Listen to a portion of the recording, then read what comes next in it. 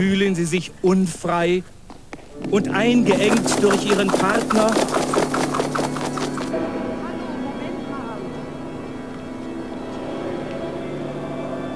Leiden Sie unter der Belastung Ihrer Eltern?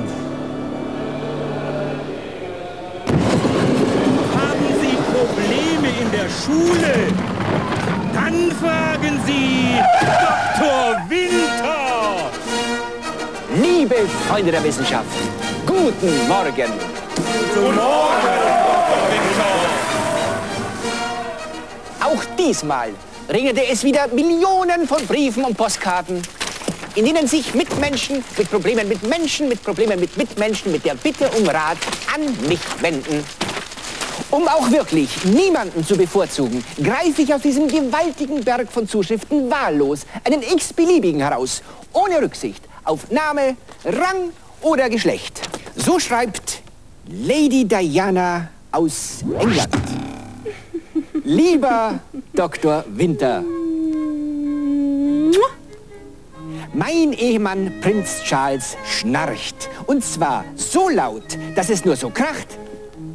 Und ich die ganze Nacht keines meiner Augen zutun kann, obwohl wir in getrennten Schlössern schlafen. Ah, auch dieser Brief kommt aus England. Er ist von Prinz Charles. Lieber Dr. Winter, glauben Sie ihr kein Wort. Das mit dem Schnarchen stimmt gar nicht und das mit den getrennten Schlössern auch nicht. Damit will Ihnen die Zicke nur imponieren. 2 Briefe voller Widerspruch, voll Seelenqual und dennoch 2 Menschen voller Hoffnung. Denn sie erwarten und bekommen von mir ein faires und gerechtes Urteil. Man beurteilt einen Menschen niemals danach, wie viele Schlösser er hat. Selbst wenn er nur 1 besitzt, kann er trotzdem ein anständiger Mensch sein. Hauptsache, er hat Geld und hält sich beim Gähnen die Hand vor den Mund. Bis sich die Einzelheiten dieses Falls natürlich nur in einem persönlichen Gespräch mit Prinz Charles und Lady Diana klären lassen. Da sind die beiden ja schon. Mutter, du? Mein Sohn, ich habe dir einen Kuchen mitgebracht mit Rosinen. Den isst du doch so gerne. Aber nicht während der Arbeit.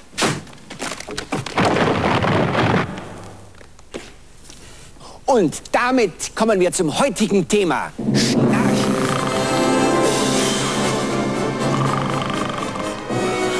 Die Ursache für Ekel und Abscheu.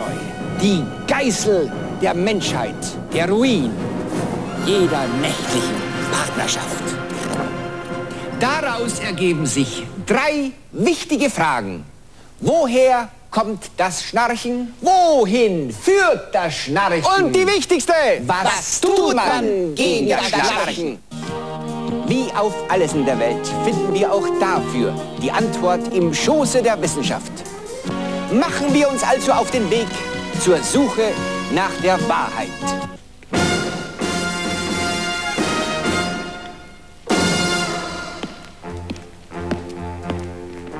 Zu diesem Zweck, liebe Freunde der Wissenschaft, begeben wir uns in mein neu gegründetes Institut für Schnarchforschung, wo wir diesen Erzfeind menschlicher Eintracht mit den modernsten Mitteln der Technik, ohne Rücksicht auf Kosten, ergründen und bekämpfen.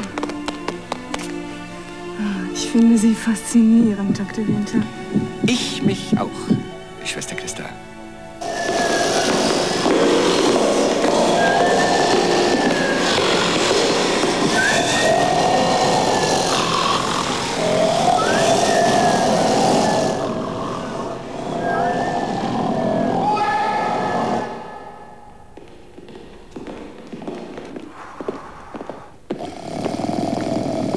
Hier sehen wir den klassischen Fall.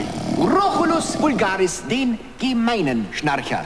Jeder Versuch, dieses Geräusch zu bekämpfen, ist aussichtslos und zum Scheitern verurteilt. Und dennoch vermag die Wissenschaft zu helfen, indem wir die mächtige Lungenenergie nicht sinnlos vergeuden, sondern nutzen und in Wohlklang verwandeln.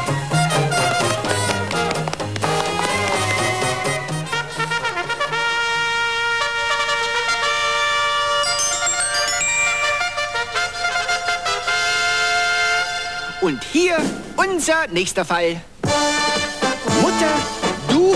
Mein Sohn, du weißt doch, wie gern ich immer in deiner Nähe bin. Aber nicht während der Arbeit. Aber ich habe dir Kuchen mitgebracht. Mit Rosinen. Wo sie doch nicht mal schnarcht. Für den Laien ist dieser Fall nur schwer als Schnarchen erkennbar. Der Wissenschaftler aber lässt sich nicht täuschen und weiß, hier schnarcht ein Taubstummer und sorgt für Abhilfe. Denn Schnarchen ist Schnarchen. Die Wissenschaft duldet keine Ausnahme. Umso störender, ja, beängstigend und gefährlich ist dieser Fall. Ein tierisches Gebrüll, für das es nur eine Lösung gibt.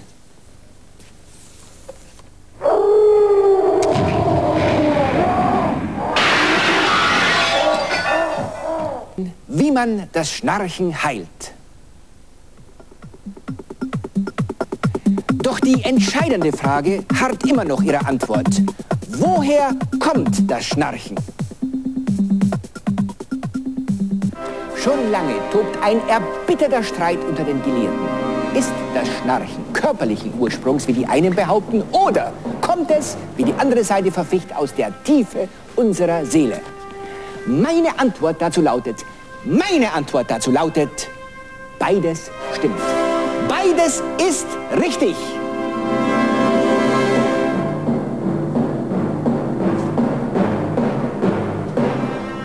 Den Beweis dafür finden wir im Buch der Geschichte.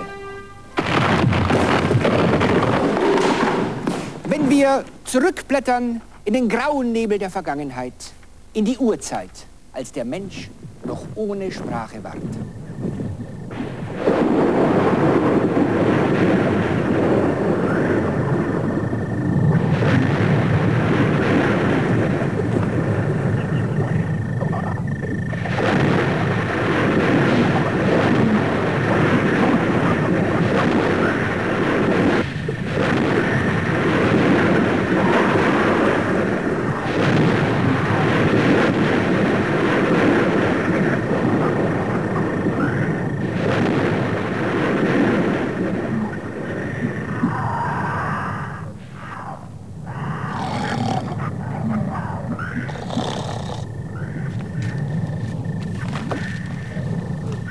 Und hier die genaue Uhrzeit.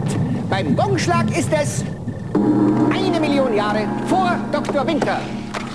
Am Anfang war das Schnarchen, das archetypische Drängen und Würgen in unseren Kehlen, das vergebens nach Form und Ausdruck rang. Denn noch gab es keine Buchstaben. Noch gab es keine Laute. Noch gab es keine Worte. Und das behinderte ganz erheblich. Mein Sohn! Mutter, du? Was machst du denn in der Uhrzeit? Wo du bist, da will auch ich sein. Aber nicht während der Arbeit.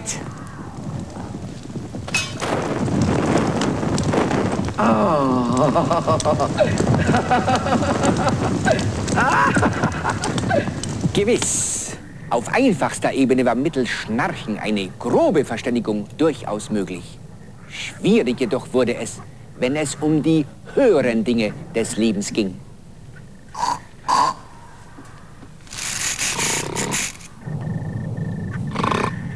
Dieses Bedürfnis nach dem Ausdruck von Ideen, für die es noch keine Worte gab, steigerte sich zum unstillbaren Verlangen. dass sich schließlich die Bahn brach in einem Aufschrei wilden Schmerzes. Dem sogenannten Urschrei. Einem Schrei des Frusts und der nackten Verzweiflung. Bis aus dem Urschrei eines ohnmächtigen Geistes die Harmonie des Wortes wird.